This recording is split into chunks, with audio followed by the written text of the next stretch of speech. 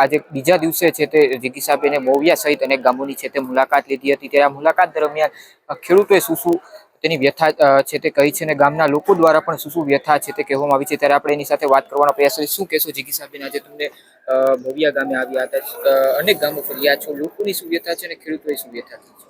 સૌથી પહેલા તો હું એટલું કહેવા માંગુ છું કે આમ આદમી પાર્ટીના તમામ કાર્યકર્તાઓ, નેતાઓ, હોદ્દેદારો, તમામ લોકો અત્યારે ગ્રાઉન્ડ ઉપર ઉતરી અને ખેડૂતોના પ્રશ્નોને વાચા આપવા માટે ગામે ગામ ફરી રહ્યા છે। પાર્ટી મને જે રીતે જવાબદારી આપી એ રીતે હું ગોંડલના ઘણા બધા ગામોની મુલાકાત લીધી છે। બાંદ્રા છે, શિવરાજગઢ છે, મોવિયા છે, કાલે ત્યાં દેવચડી છે, વેજા ગામ છે, બધી જગ્યાએ અમે લોકો ગયા। પેલું વંથલી ગામ છે, હળવંથલી, તો આ બધા ગામની અંદર ખેડૂતોની એક જ વેદના હતી કે ભાઈ 3520 રૂપિયા વીઘે, એટલે એમાં બિયારણ ન આવે ને ખાતર ન આવે, કાંઈ ન આવે, તો ખેડૂતો આગળની ખેતી કેમ કરી શકે? એક તો પાયમાલ થઈ ગયા છે, દેવું છે ઉપરથી, ટેકાના ભાવે મગફળી આજથી ચાલુ કરી છે, પણ દર વખતે જે કહેવાય ને કે કડદો પ્રથા ચાલે જ છે, એ રીતે એની નીતિ ચાલશે સરકારની ને જે વેપારીઓ છે એની બધાની, અધિકારીઓની, એ નીતિથી પણ ખેડૂતો ત્રાહિમામ છે। અને જે 3520 રૂપિયાની જે સહાય સરકારે કરી છે ને, એમાં પણ લોકોને વિશ્વાસ નથી કે અમારા ખાતામાં આવશે, કારણ કે આવી તો સહાય કે કેટલી બધી વખત કહી દીધી છે, ચોપડે તો લખાઈ ગઈ છે, સરકાર ત્યાંથી જાહેરાત કરે છે, પણ એ અડધું તો ખીચામાં વહી જાય છે અધિકારીના। એટલે અમુક લોકોની એવી પણ પીડા હતી કે 3520 રૂપિયા લેવા માટે થઈને અમે જાશું ને કદાચ, તો એના માટે પણ અમારે પૈસા કાઢીને આપવા પડશે, એટલો તો ભ્રષ્ટાચાર ચાલે છે। એટલે ખેડૂતોને છે ને સરકારે જે સહાય કરી છે ને એ જરાય પણ એને કહેવાય ને કે ફાયદાકારક છે નહીં, અને ખેડૂતોને આશા પણ નથી।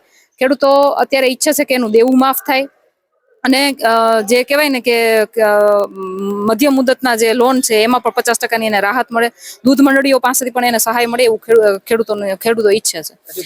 આ દરમિયાન અમે જયારે ગામડાઓમાં ફરતા હતા ત્યારે એક ગામ છે, કાલે વેજા ગામની અંદર જે લોકો મારી સાથે બેઠા હતા, ખેડૂતોની જ વાત ચાલતી હતી અમારે, ગામના પ્રશ્નો લઈને લોકો મારી પાસે આવ્યા કે ભાઈ બેન, તમે અત્યારે જે જગ્યાએ બેઠા છો, ચોમાસાની અંદર અહીંયા ચાલવાની પરિસ્થિતિ ન હોય, એટલી ખરાબ કન્ડિશનમાં હોય છે અમારું ગામ।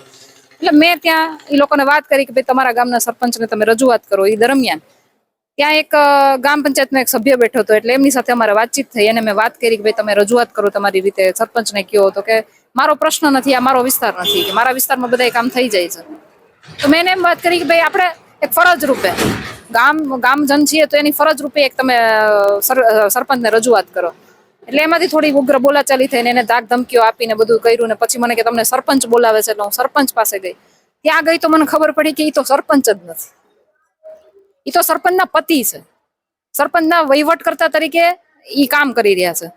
અને સરપંચને આ ગોંડલ તાલુકાની અંદર હરેક જગ્યાએ, ગ્રામ પંચાયત હોય, તાલુકા પંચાયત હોય, જિલ્લા પંચાયત હોય કે વિધાનસભા હોય, લેડીઝના નામે ટિકિટો લેવાની, સ્ત્રી સશક્તિકરણનો નારો આ લોકોએ બનાવ્યો છે ને લેડીઝોને આગળ કરી છે, પણ લેડીઝ ક્યાંય તમને દેખાય નહીં। સરપંચ નો દેખાય, તાલુકા પંચાયતના પ્રમુખ નો દેખાય, હોય એ સ્ત્રી હોય તો, જિલ્લા પંચાયતના પ્રમુખ સ્ત્રી હોય તો એ ના દેખાય, ધારાસભ્ય હોય સ્ત્રી હોય તો એ ના દેખાય, એના વહીવટકર્તા તરીકે એના પતિ અથવા તો એના પુત્ર કામગીરી કરતા હોય। અને મોવિયા ગામની અંદર તમને વાત કરું, હું અત્યારે મોવિયા ગામની અંદર 3 કલાક રહીને આવી છું। 3 કલાકની અંદર એના પ્રશ્નો ખૂટે એટલા નથી,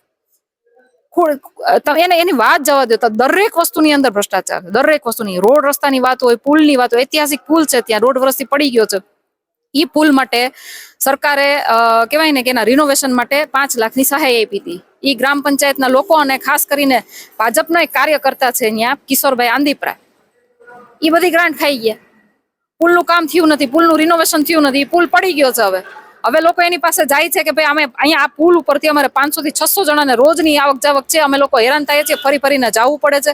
બધા લોકો જયારે એને અરજી કરવા જાય ત્યારે એમ કે છે કે અમારામાં નથી આવતું, આ તો રાજ્ય સરકારમાં આવે। તો ભાઈ ત્યારે જયારે રિનોવેશનની ગ્રાન્ટ આવી હતી તો એ તો તમે લઈને આવ્યા હતા, એ ક્યાં ગઈ? એ કોણ ખાઈ ગયું? એટલે આવા ઘણા બધા પ્રશ્નો છે। એમાં એવું કહેવામાં આવ્યું છે લોકો દ્વારા કે 2 જૂથ છે, તો એ 2 જૂથ કયા છે ને ભાજપના જૂથ હોવાનું માનવું? ભાજપની અંદર તો દરેક જગ્યાએ જૂથ છે, 2 નહીં 3 4 જૂથ છે, નહીં મેઇન બોડીમાં જૂથ છે, નથી જૂથ? અમિત શાહ નું જૂથ અલગ હાલે છે, CR પાટીલ નું જૂથ અલગ હાલે છે, હવે એના નેતાઓ જૂથ બનાવીને બેઠા છે, તો અહીંયા નીચે શું કહે એને? હજુ પણ કેટલા દિવસનો તમે પ્રવાસ કરશો આગામી દિવસે?